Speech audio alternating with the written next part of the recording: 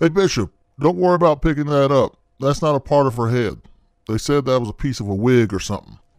How did I get here? How did my life take this turn where I would hear that sentence? Life is crazy. It's even crazier when you need money. I need money to fund this delusional dream that I have of doing stand-up comedy full-time one day. In comedy, like any delusional dream that you chase, it costs money. It costs money for gas. It costs money to stay places. It costs money to promote your shows. It costs all kinds of money. Until you make it, you're going to be paying a lot of money. It costs a lot of money, and you got to pay a lot of dues in a career that has zero guarantees. How did I get to a point where I have no money? Well, I got robbed a few years ago of my entire life savings.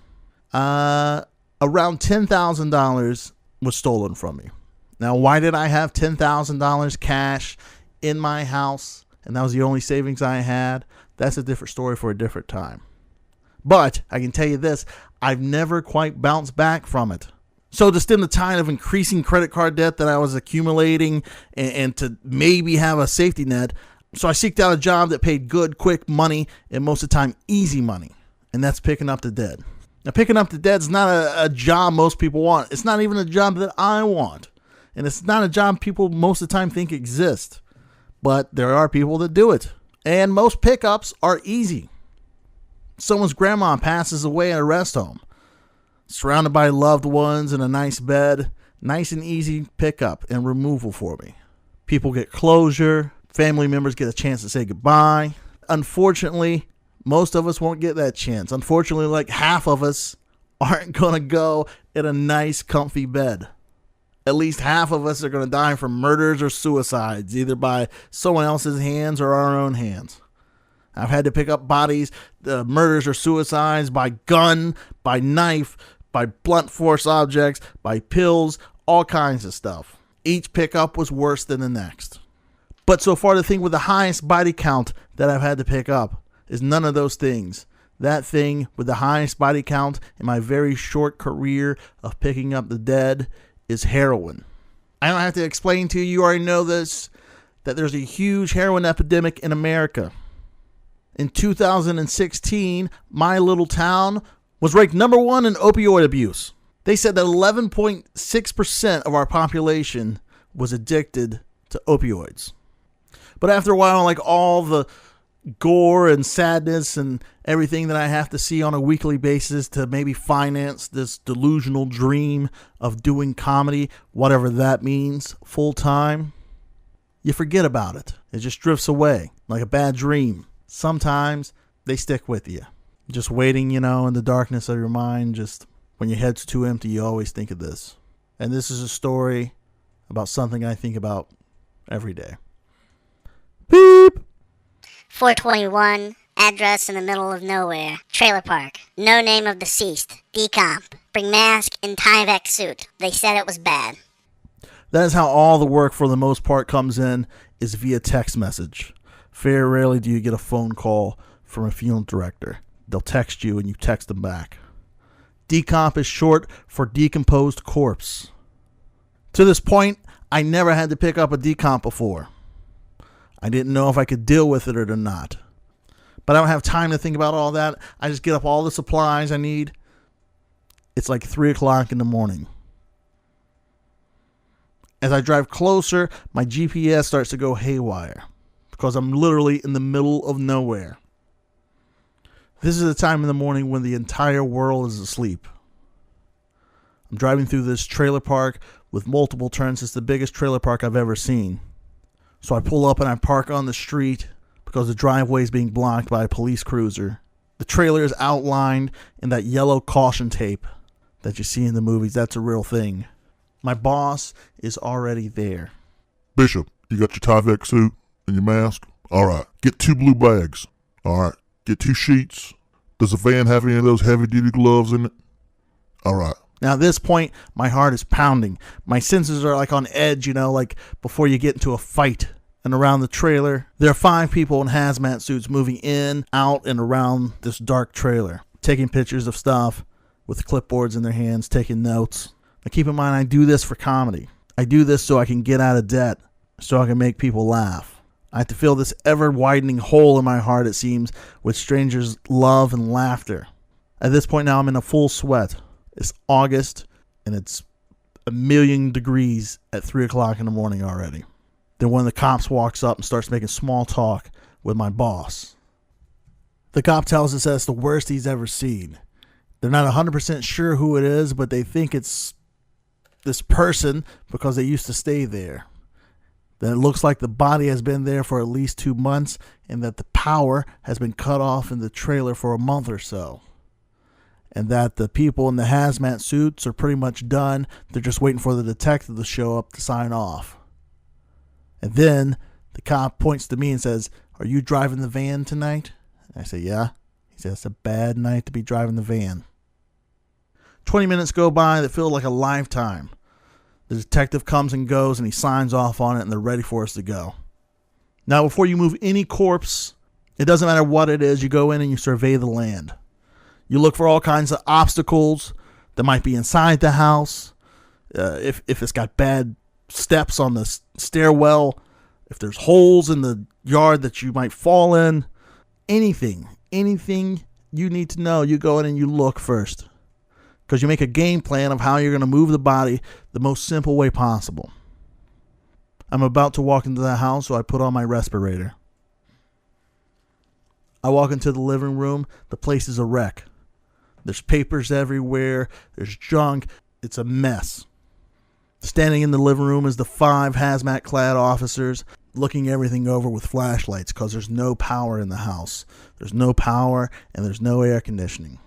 Everything by flashlight, which is making a creepy situation seem even creepier. Another thing you do when you pick up any body, you need a name to put on the toe tag that you put around the left ankle of all the deceased for identification purposes if they go to the morgue. I'm looking around the living room. I don't see a corpse anywhere, but I can smell it through my respirator, but I don't see anything. Finally, the cops decide to go with the name of the girl who has the most unopened mail that's on the floor. And they think that's the name of the person anyways, but they can't quite tell. So I go outside to fill out my paperwork and grab my equipment. Once I get back inside the living room, You ready, Bishop? and then all of a sudden the flashlights move to the kitchen floor. I can see the silhouette of a human body, but the lights are focused on the legs and the feet. So that's all I see. I walk over there towards the body because I got to put the toe tag on. The legs are discolored, but nothing like I thought it was going to be, you know? It looked bad, but it looked super bad. She's wearing Daisy Duke style jeans. She has a tattoo on her right ankle, and she's laying on her right side. I bend down to one knee, and I pick up her left ankle to put the toe tag on, and the flesh is cold and moist. But I try not to focus on that too much. I focus on putting the toe tag on. I don't want to see any more extra than what I got to. I'm on my knees and I set the toe tag and I lean up. Then when I lean up, the cops move the flashlights to reveal the rest of the body.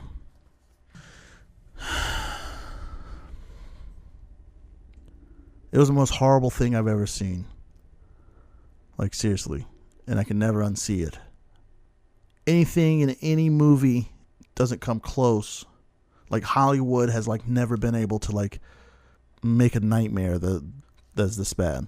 Like I said, the legs were semi-fine, but then from the stomach to the shoulders, the skin was multicolored and like see-through, which is crazy. There was grays, browns, like super white, like spotches, purples, greens, all like every color you could imagine. The whole body from the stomach to this was like an overstuffed sausage. Like if they took a human and they ground it up and they put it in a sausage casing, that's what the skin was like. But it was like a sausage or like a hot dog that had been cooked too long, so there was like bubbles and like breaks and stuff, and like there was like bubbles all over the skin and some parts, and like that was like full of gas and like this liquid, and then like other parts were like bubbles were already busted, so you could tell like around the whole body, like in a 4-foot radius around the whole body. It's not really blood. It was like this thick, like brown, black, crimson, like goo. It's like not as thin as blood, but it's, it's like, think of like the consistency of glue, of like Elmer's glue, but just around the whole body, and like black, brown, crimson. It's this whole mixture of this goo, but inside the goo is like a million dancing maggots. Like they're like loving every second of this. Like there's a million maggots. I've never seen so many maggots in my life. And these are the biggest maggots I've ever seen. As big as as fat as the end of your pinky, like the last knuckle on your pinky. But unfortunately, that wasn't even the worst part. The worst part was the head. From the neck up. That was the most terrifying part. I could have probably dealt with if the head would have looked like the body, which the body was awful and falling apart. But the head, like the eyes were completely gone. It was just like the eyes never existed and just sunk in. There was nothing. It was just darkness and maggots crawling in it. And like the nose was gone. There was no nose. There's no lips.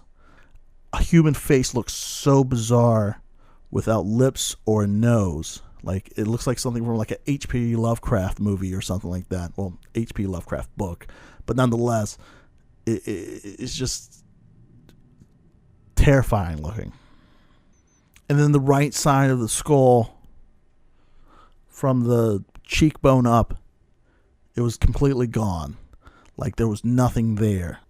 And all the hair was gone on what was left of the top part of her skull. And the skin and the flesh and the meat, it looked like it had been replaced with like oatmeal. Like old oatmeal. Like if someone was doing a art project and they wanted to make a neck and head out of oatmeal to resemble something of a human head. That's what the flesh looked like on the head. Also, at this point, I'm still on my knees. I haven't fully stood up yet. I'm just thinking, like, you're doing this for comedy. So I stand up, and my boss goes, Bishop, get up there at the shoulder so we can turn her so they can take some photos. That's the thing also, is that cops can't move any bodies until we show up. They can walk around the body, but they can't move the bodies until we show up. When we get there, we're representing the medical examiners. All photos, all measurements, we have to move the body so they can do that stuff. Now I'm standing at her head.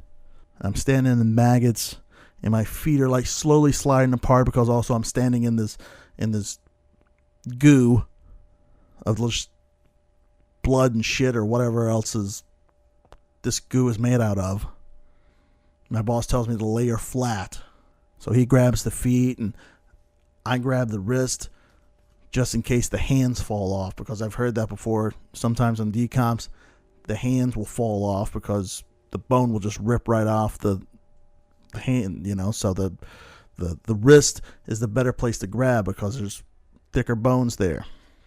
So I turn her and then I stand up and I look over at my boss. And he's just looking at his hand, just doing something to the palms of his hands. I lift my hands up and I look, and my hands are covered in goo and maggots. Like there's easily 50 maggots on each palm of my hand, which of course is covered with a glove. So I start brushing my hands off, knocking these maggots off my hands, while my feet continue to slide in this corpse goo. And all of a sudden I just think, like, what the fuck are you doing here? Like, do you need $60 that fucking bad? You fucking money whore? Do you need it? Just give up on this pipe dream of doing comedy. Even if you can finance it one day. You're really not that funny. There's funnier guys. Just give up on it. Leave. Tell your boss right now. Like, no, you know what? It's been a good ride, but I think this is it. I can't handle this. I'm sorry if I disappoint you. You can keep the van. I'll call a taxi. But I can't do that because I'd feel too guilty. because I told these people that I would do a job, and now I'm here to do the job. So I got to do the goddamn fucking job and stop being a lazy fuck. So while I'm standing there, while they're taking photos, I glance over at the table because I don't want to look down at the corpse that much. Any extra than what I want to. And on the table, there's those orange cap hypodermic needles. And there's some drug stuff. So basically I think like, well, I guess what happened is that she shot up while she's sitting here at the kitchen table. She died in the chair. And then she fell, or maybe she fell before she died on her right-hand side. And she just laid there until I showed up to move her. And then my boss asks me if I could lift up her shirt so they could take a photo of a tattoo that's on her stomach. And then when I pull the shirt back, slime and flesh pull back with the shirt also. And I stand up and I contemplate again why I'm here and why am I putting myself through this for comedy. All right, Bishop. Let's move her. Make sure to grab her by the forearms tight. But not too tight, because we don't want it to rip. Nice and slow. So not to tear in the middle. Then we'll have a real mess on our hands. We move her to the blue body bag without her tearing in half. We zip it up and I start looking at the floor to see if there's anything I missed, any body part, because you have to bring every body part with you. You can't leave anything behind. Then there's a piece of scalp with hair on it, and I bend over to grab that. My boss says, Hey, Bishop, don't worry about picking that up. That's not a part of her head. They said that's a piece of a wig. So then we double bag her. We put her in 2 body bags for smell and also to seal off maggots. Keep in mind, maggots is a very bad thing for the funeral home business. You don't want to accidentally bring a maggot back to the funeral home and they get into the cooler. So I placed a stretcher in the van, and now everyone in the neighborhood has come out to see why all these cops and what the deal is. And they're all watching from the street. I take off my Tyvek suit. I put the mask back on because of the smell that I'm going to have to drive. I roll down all the windows, and I drive off to go to the morgue.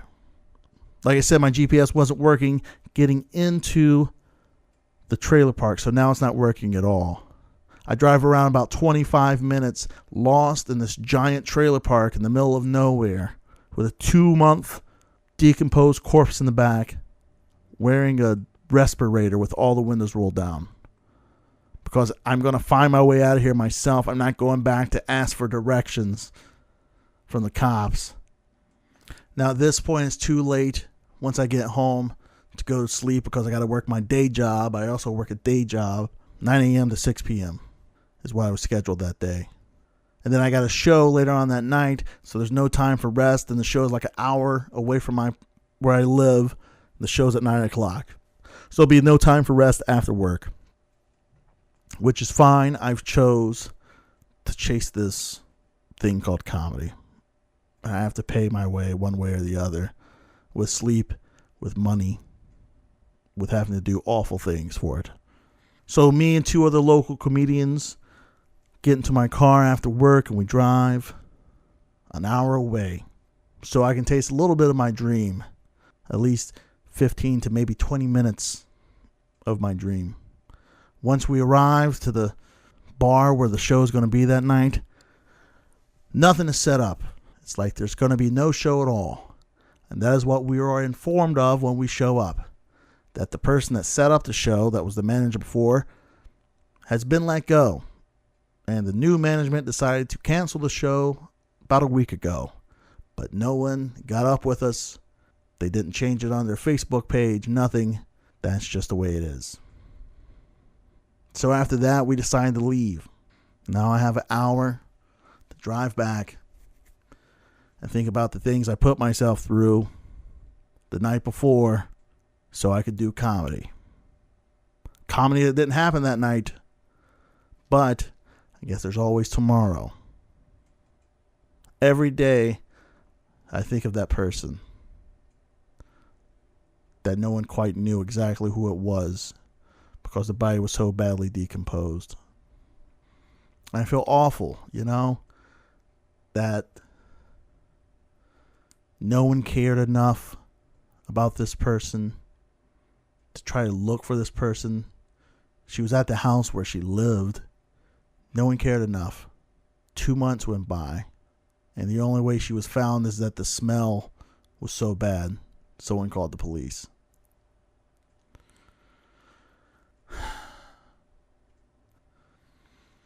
I've been doing comedy for 8 years, and now luckily I'm getting hosting gigs on the regular and doing more independent shows. And I'm at 19 more bodies before I have my safety net where I can start doing more comedy. So, that's my dark side of comedy. Dealing with death.